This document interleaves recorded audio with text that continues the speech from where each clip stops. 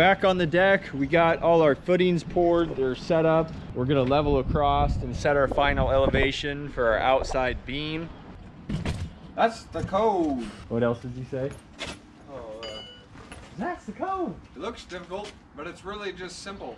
Watch us do it. And for those of you that don't know, that's a reference to the late, great Larry Hahn, the legend, the man, the myth, the legend. So right now we're setting final elevation.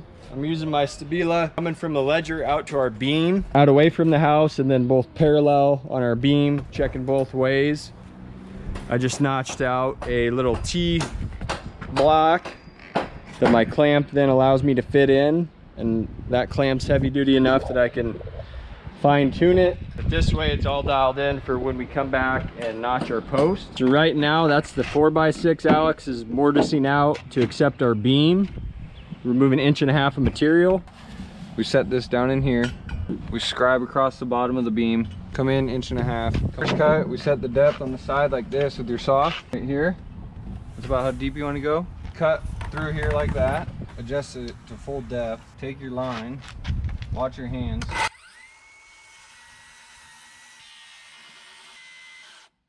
Stop short. Flip it over, do the same thing.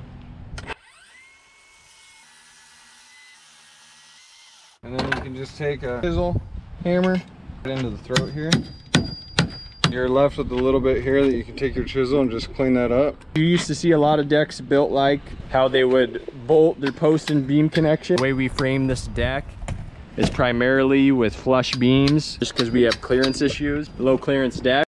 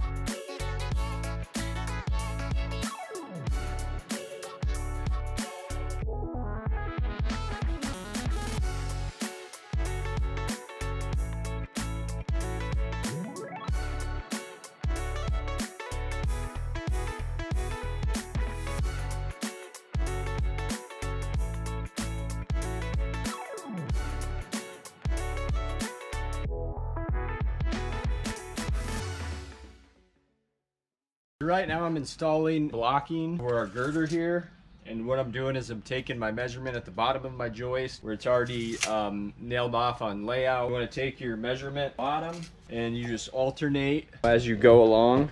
Give yourself a spot to nail. 2.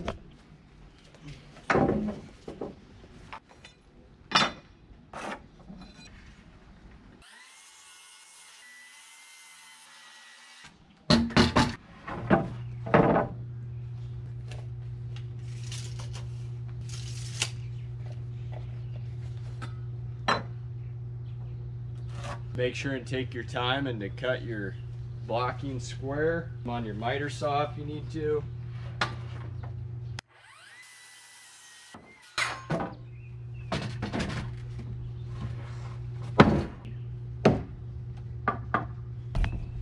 You want a nice tight fit, but you don't want it to, you know, depending on how plumb your joists are, if they're rolled, but it should be pretty snug.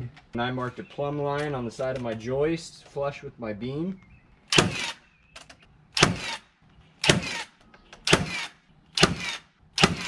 You know, toenailing.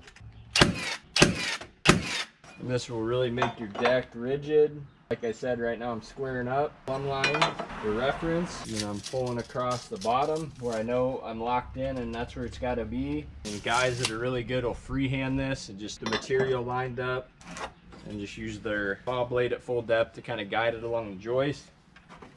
But I'm not that good.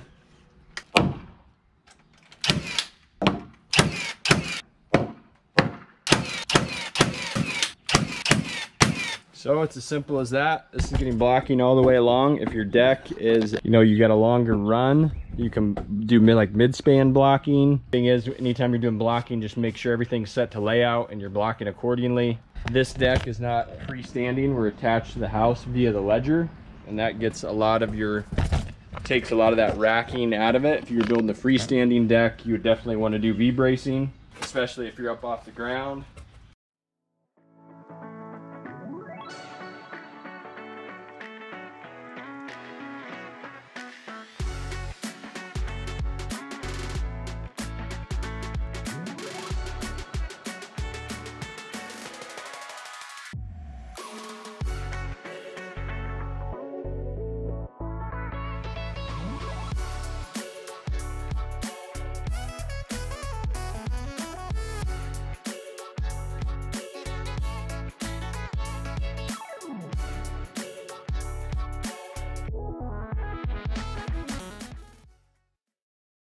So we're to the point now where I'm flattening the joist. I'm using my planer, both a 4 and 6 foot level here, going along, and what I'm doing is finding any high joist and then planing them down. There's a temptation to kind of go crazy if you've never done it before, but really what you want to do is just take down the high spots. You could spend countless hours getting it perfect. This is a more crucial step, especially with some of the composite decking products out there today, because they aren't as rigid as like the old cedar decking or, you know, green tree. So if you're doing composite, this is a little more crucial of a step. We sighted all our lumber and we're very selective in the framing that we use. So it's pretty flat to begin with. So I'm just gonna touch it up quick, any high spots. Kind of like when you're checking for a bowed stud, you just take your level and kind of plane it across. So like that joist where I just hit, that one's high. Also, if you're, once you find a high joist, you can kind of work down it with your 4 foot level. This is just the way I do it, so I know that joist is high. Then you can bring your 4 footer and see how it rocks just slightly. This is probably an 1/8 high. Some spots when you hit your deck or between joists, it'll be very apparent. Now if you have a joist, sometimes it'll just be slightly under when you're spanning your level, like a 1/16 to an 1/8. That's fine. But you just kind of check it in all directions. And what I usually do is mark the side of the joist. If it has a hump, and then it planes out, it's okay. I'll make tick marks on the side of the joist or some designation. That way you know kind of where to start planing and where to stop, so you're not taking it under where it needs to be. And you just kind of work your way along, make a few passes, and then check it again. When you're running a planer, the big thing you need to look for is any screws or nails, staples. You hit something like that, it's going to destroy your blade, so it's best to have a few sets of blades on you.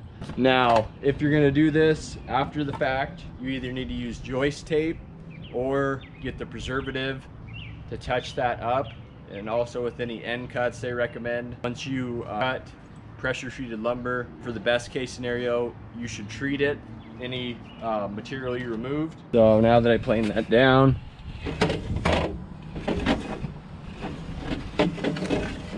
your level should just be able to slide right along. See that joist that just hit is a little high, but you should be able to slide your joist all the way down without it tipping over or hitting any high spots. This is kind of going above and beyond, but if you want to build a deck that's dead flat, especially with composite, this is a step well worth your time. So I'm going to plane this out. I'm going to put joist tape on today. Then the next step is going to be laying out our posts, our pergola, and our hand railing.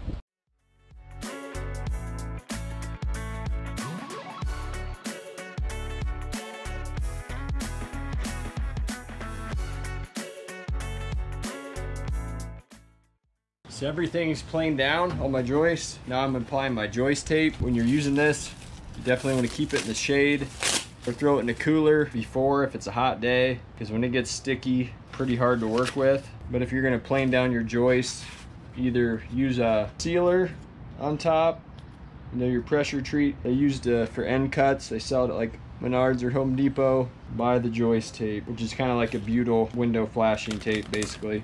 I'm just centering it over my joist, rolling it out, kind of pulling it taut.